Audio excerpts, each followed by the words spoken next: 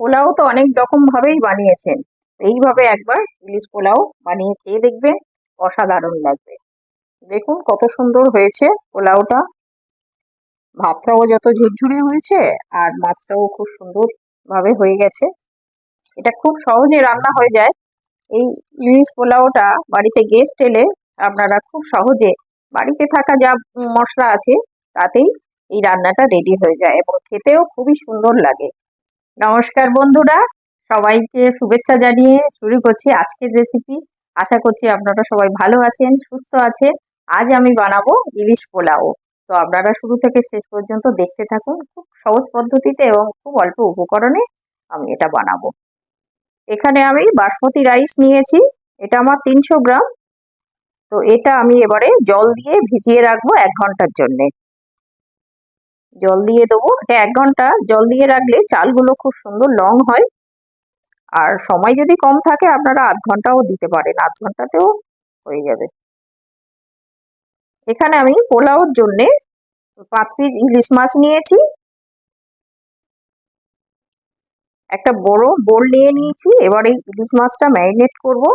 এখানে দই নিয়েছি, আমার এখানে 5 পিস মাছ, সেই জন্যে এই চামচের 5 চামচ দই দিচ্ছি, এটা বড় চামচ। পেঁয়াজ বাটা নিলাম 2 চামচ, 1 চামচ আর 2 চামচ। আমি এখানে অল্প পেঁয়াজ বাটা ইউজ করছি, আবার ভাজা করে আবার কিছুটা পেঁয়াজ দেব, সেই জন্য এখানে 2 চামচ পেঁয়াজ বাটা দিলাম। আর এটা আদা, রসুন আর কাঁচা লঙ্কা, এটা এই পেস্টটাও নিলাম, 1.5 চামচ নেব। এই 1.5 চামচ নিলাম। আর একটু শুকনো মশলা নেব, এটা ছোট চামচ, ছোট চামচের আমি 2 টেবিল চামচ ধনে গুঁড়ো দিচ্ছি। আর জিরে গুঁড়ো দেব খুবই কম, একদম 1 চামচ। আর কাশ্মীরি লঙ্কা দিলাম 1 চামচ, আর একটু অল্প, মানে 1.5 চামচ। আর লবণটা দেব স্বাদ মতো, 5 পিস মাছের মধ্যে যেটুকু লবণ লাগবে স্বাদ মতো লবণ দেব। আর একটু সাদা তেল একটু দিয়ে দেবো, সাদা তেল দিয়ে দিলে এটা এই ব্যাটারটা খুব সুন্দর হয়। এইটা ভালো করে আমি মিক্সড করে নেব। এইটা খুব ভালো করে ফেটিয়ে নিলে কি হয়, পরে কড়াতে যখন দেবেন আর এই দইটা দানা দানা হলে সেটা খুব বাজে দেখতে হয়। সেই জন্য এটা খুব ভালো করে ফেটিয়ে নিতে হবে দই আর মশলাটার সঙ্গে। আমার এটা মিক্স করা হয়ে গেছে, এরকম সুন্দরভাবে ফেটিয়ে নিতে হবে। ফেটিয়ে নিলাম, এবার এর মধ্যে মাছগুলো আমি একে একে দেব। এর মধ্যে মাছগুলো একে একে দেব, দিয়ে ভালো করে এটাকে মিক্সড করে নেব।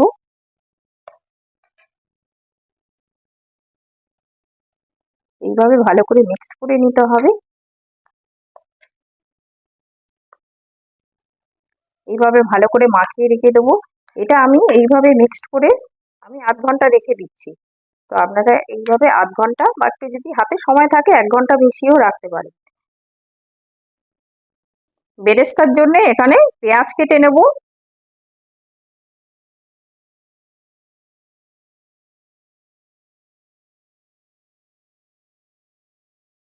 এখানে আমার পেঁয়াজটা কাটা হয়ে গেছে। এখানে আমি 2টো মিডিয়াম সাইজের পেঁয়াজ কেটে নিয়েছি বেরেস্তার জন্য। বেরেস্তা করব, তার জন্য কড়া গরম হয়ে গেছে, তেল দিয়ে দিলাম, একটু বেশি পরিমাণে তেল দেবো। হাই হিটে তেলটা গরম হয়ে গেলে পেঁয়াজটা দিয়ে দেবো, দিয়ে এটা ভালো করে মুচমুচে করে ভেজে নেব। পেঁয়াজটা এরকম হাই হিটে এরকম করে নাড়তে হবে বারবার করে, না হলে পেঁয়াজটা পুড়ে যেতে পারে। পেঁয়াজটা এই লাল লাল হয়ে গেছে, এই আমি তুলে নিলাম। নিয়ে এবার এই এর মধ্যে ছড়িয়ে দেব এই টিস্যু পেপারটার উপরে। এবার ছড়িয়ে দেবো, দিয়ে এটাকে একটু এরভাবে করে দেবো, দিলে এটা একটু ঠান্ডা হয়ে গেলে মুচমুচে হয়ে যাবে।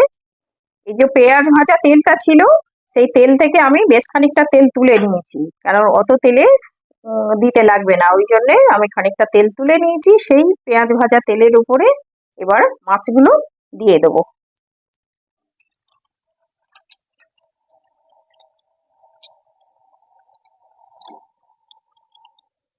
এইভাবে একে একে খুব সাবধানে মাছগুলো দেবো। দিয়ে এটাকে ভালো করে মাছগুলো কুক করে নিতে হবে।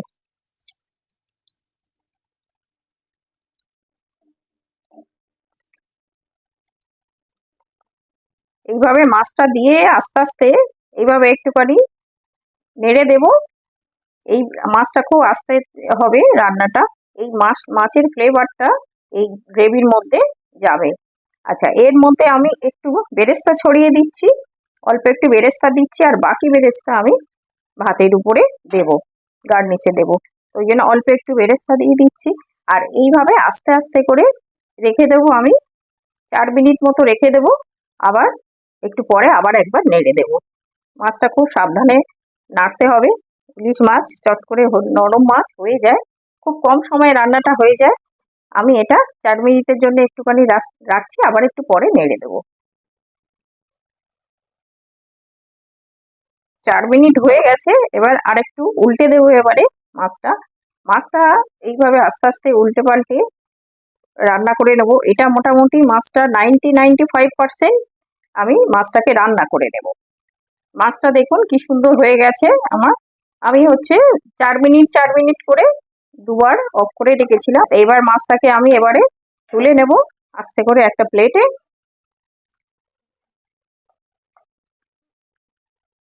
এইভাবে আস্তে আস্তে করে সাবধানে মাছটাকে তুলে নেব।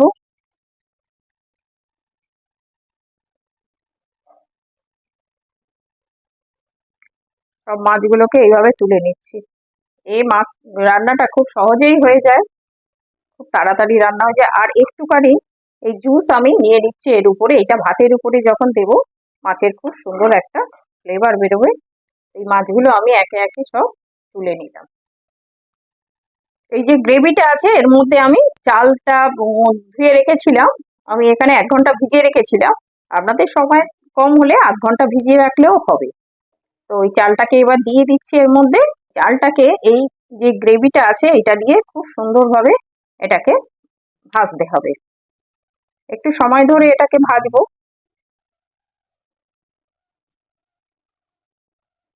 এইভাবে আস্তে করে চালটা আমি ভালো করে ভেজে নেব। এই চালের মধ্যে আমি 1 চামচ ঘি দিলাম।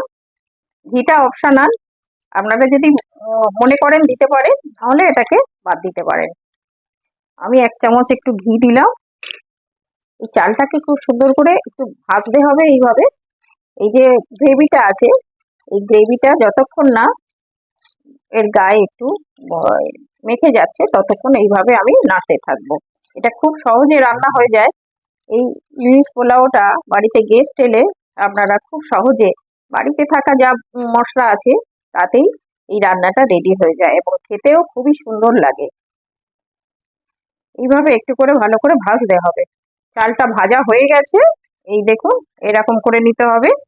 আচ্ছা, আমি এখানে 300 গ্রাম চাল নিয়েছি, তার জন্য আমি এখানে 600 গ্রাম জল দিলাম। যতটা পরিমাণে চাল নেবেন তার ডবল জল নিতে হবে। জলটা ঢেলে দিলাম, দিয়ে এইভাবে নাড়িয়ে দেবো।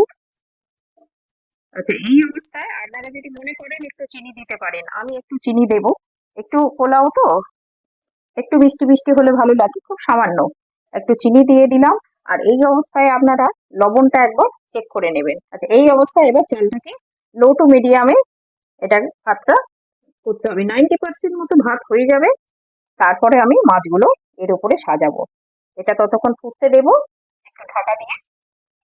মাঝে একবার আমি এটাকে নেড়ে দেবো।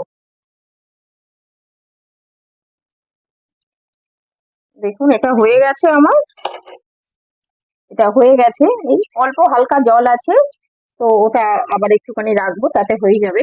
ভাতটা আমি 90% মতো ভাত করে নিয়েছি। এবার এর মধ্যে এবার মাছগুলো দিয়ে দেব। এর মধ্যে এবার মাছগুলো বসিয়ে দেবো এর মধ্যে।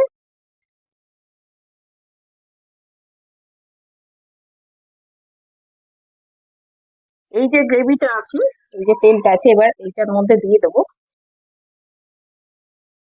এবার এর মধ্যে বেরেস্তা ছড়িয়ে দেব এইভাবে সুন্দর করে।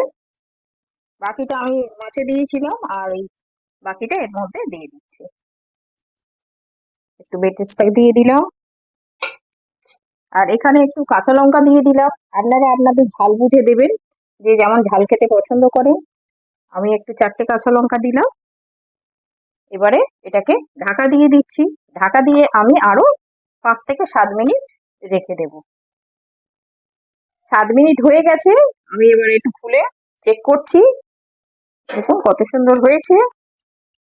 ভাতটাও ঝুরঝুরে হয়ে গেছে।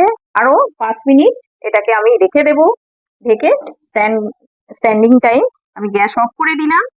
দিয়ে আরো 5 মিনিট এটাকে আমি রেখে দেব। তো দেখলেন তো কত সহজে এই ইলিশ পোলাওটা বানিয়ে নিলাম। আশা করছি আমার এই রেসিপিটা বুঝতে আপনাদের অসুবিধা হয়নি। আর যদি আমার এই রেসিপিটা ভালো লেগে থাকে, তাহলে একবার লাইক করবেন আর সাবস্ক্রাইব করবেন। আর অনুরোধ রইল যে একবার পারলে এই রেসিপিটা বানিয়ে খেয়ে দেখবেন।